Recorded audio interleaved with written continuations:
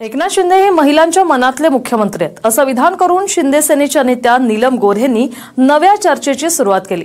पाहूया एक रिपोर्ट। एकनाथ शिंदे महिलांच्या मनातले मुख्यमंत्री असल्याचं विधान करून विधान परिषदेच्या सभापती आणि शिंदे गटाच्या नेत्या नीलम गोऱ्हे यांनी नवी चर्चा सुरू केली आहे। गोऱ्हेंच्या पुस्तक प्रकाशनाच्या निमित्तानं मुंबईमधल्या यशवंतराव चव्हाण सभागृहात कार्यक्रम होता। यावेळी भाजपचे मंत्री चंद्रकांत पाटील हे हजर असतानाच गोऱ्हेंनी हे विधान केलं। आजच्या कार्यक्रमाला या खास करून वेळात वेळ काढून आलेले मी तर असं म्हणेन की लाखो बहिणींचे भाऊ आणि महाराष्ट्राचे खऱ्या अर्थाने डेडिकेटेड मिनिस्टर कॉमन मॅन असे एकनाथजी शिंदे साहेब एक शब्द म्हणणार होते पण तो थांबवला मी। महिलांच्या मनातले मुख्यमंत्री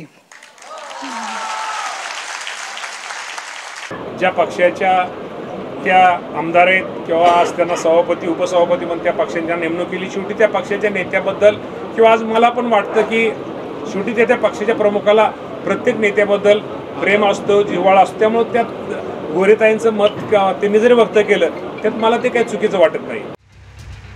दरम्यान कोल्हापूरच्या कार्यक्रमात आधी शिंदे भाषण करतील यावरून फडणवीसांनी केलेलं विधानही चर्चेत आलं।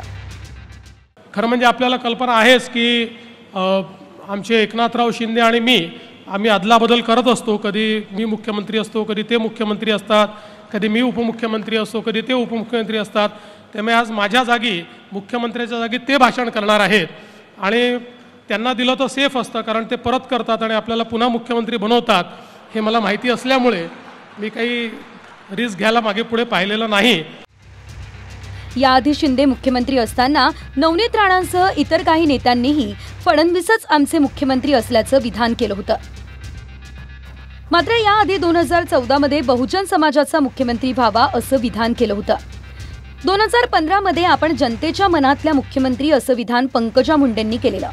त्यानंतर जवळपास 10 वर्षांनी एकनाथ शिंदे हे महिलांच्या मनातील मुख्यमंत्री असल्याचं नीलम गोऱ्हे म्हणाल्या आहेत। Bureau report, TV9 Marathi.